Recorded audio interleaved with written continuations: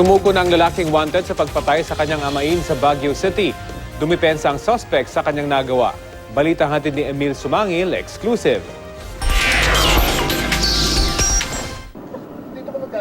Sa harapan ng medium security compound ng New Bilibid Prison, nakipagtagpo sa amin si Prison Guard 1 Ruel Cardona ng Bureau of Corrections. Nung pumunta sila rito, sabi niya gusto nyo sumuko.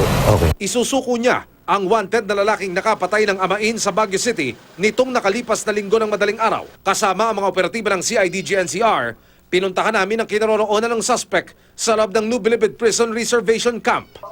Ayon sa 22 taong gulang na si Bon Jovi Hoveliana, ipinagtanggol niya ang kanyang nanay habang sinasaktan daw ng kanyang ikalawang ama na si Reynaldo Forto noong madaling araw na iyon. Pagdating po namin doon sa baba, sinasakal niya na po si mama ko. Tapos nakita ko na po na pinalo niya po ng tubo si mama ko sa left po yata, right na braso. Tapos yun po, nung pinagtanggol ko po yung mama ko. Kasama ng suspect ang kuya niyang si Patrick Kervin na saksi raw sa buong pangyayari. Parang nalimpungatan kami, bumabaho kami. Pagbaba namin, nakita ko namin doon, sakal-sakal niya yung nanay ko. Ayon sa magkapatid, selos ng amain ang pinag-uugatan ng away. Matagal na po gusto ni mama ko makipag-iwalay sa kanya. Pero siya po talaga ayaw niya pong humiwalay kay mama ko. Hindi bababa sa 3 saksak ang tinamo ng biktimang si Forto. Nag-agawan po kami doon sa tubo. Tapos sa akin po napunta yung may talim po. Nag-aawat po si kuya ko.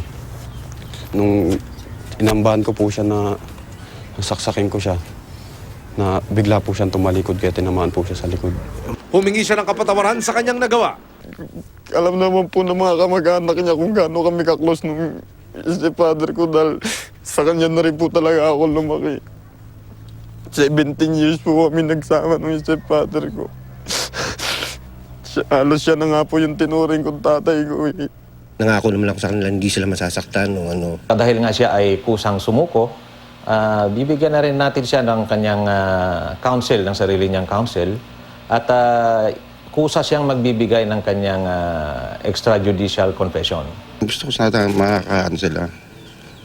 Ma-survive nila yung kaso nila na ano. Naging emosyonal din ang mag-aama sa kanilang paghiwalay. Bitbit ang pag-asang malalagpasan nila ang pagsubok na ito.